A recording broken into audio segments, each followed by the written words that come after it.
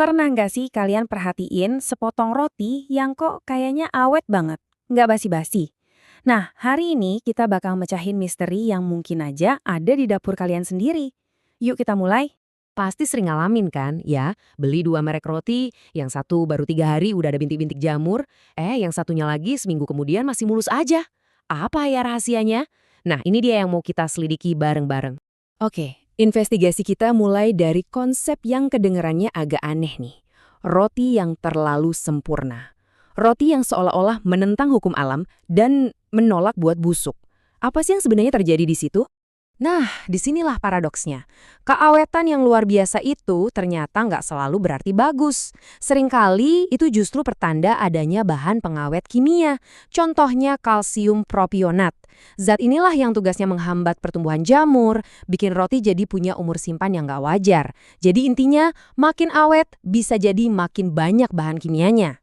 Terus gimana dong caranya kita tahu seberapa banyak bahan pengawet di roti kita tanpa perlu alat-alat lab yang canggih?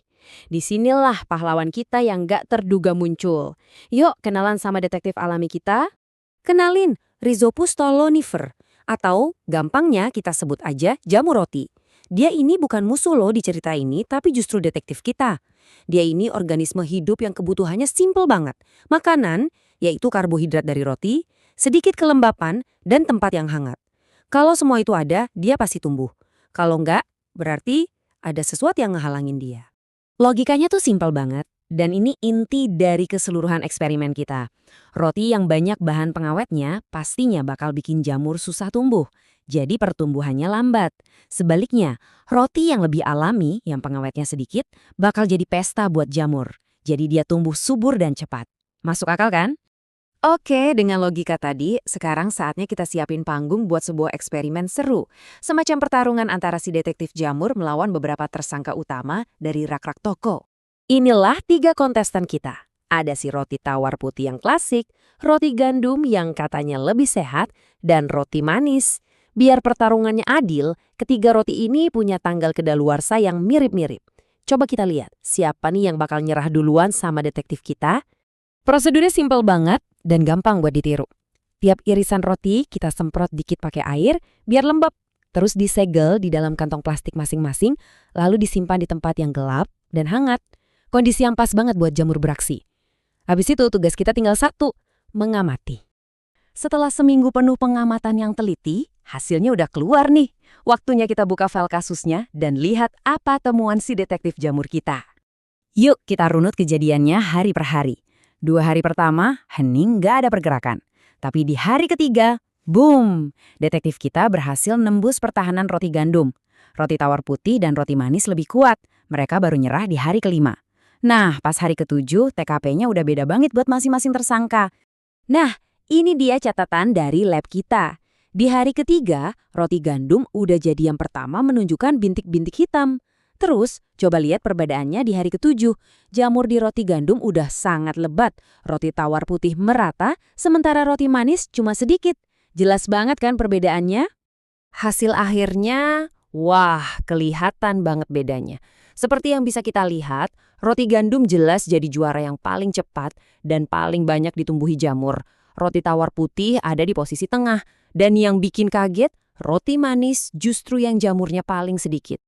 Oke, kita udah lihat hasilnya. Tapi, apa artinya semua ini? Nah, sekarang kita masuk ke bagian analisisnya. Kita bakal bedah kasusnya buat ngerti kenapa hasilnya bisa kayak gitu. Kasus pertama, si roti gandum. Kenapa kok dia yang kalah telak? Jawabannya simpel. Roti ini kemungkinan besar adalah yang paling alami di antara ketiganya.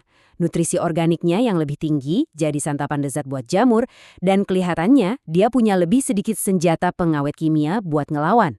Jadi dalam kasus ini, kalah itu sebenarnya berarti menang dari sisi kealamian. Lanjut, tersangka yang paling mengejutkan, si roti manis. Kenapa dia yang paling tahan banting? Ternyata, gula yang banyak itu bukan cuma bikin manis, tapi juga jadi pengawet alami. Kok bisa? Gula itu sifatnya menarik air keluar dari sel-sel jamur lewat proses osmosis. Jadi jamurnya dehidrasi dan susah buat tumbuh. Ironis ya? Dan yang terakhir, roti tawar putih. Performanya yang ada di tengah-tengah ini justru yang paling mencurigakan. Dia lebih awet dari roti gandum yang alami, tapi nggak seawet roti manis yang dilindungi gula. Ini nunjukin banget kalau umur panjangnya kemungkinan besar dibantu sama, yaitu pengawet kimia dalam jumlah yang lebih banyak. Jadi, apa nih pelajaran yang bisa kita bawa pulang dari sini? Yuk kita rangkum dan lihat gimana pengetahuan ini bisa kita pakai di kehidupan sehari-hari. Nah, ini dia kesimpulan paling penting dari penelitiannya. Sebuah ide yang kuat banget nih. Jamur, sesuatu yang biasanya kita anggap jorok dan kita buang, ternyata bisa jadi alat ukur sederhana buat kita buat nentuin seberapa alami makanan yang kita makan. Nah, ini pelajaran paling penting yang harus kita ingat. Kita sering kali mikir kalau makanan yang awet itu bagus. Tapi investigasi kecil ini nunjukin sebaliknya. Terkadang, makanan yang cepat basi itu justru pertanda baik. Pertanda kalau dia lebih alami dan hidup. Dan sebagai penutup, aku mau lempar pertanyaan ini ke kalian. Kalau jamur aja bisa ngasih tahu kita banyak hal soal roti, coba bayangin detektif alami apa lagi ya yang sebenarnya ada di makanan kita sehari-hari. Jadi, tetaplah penasaran.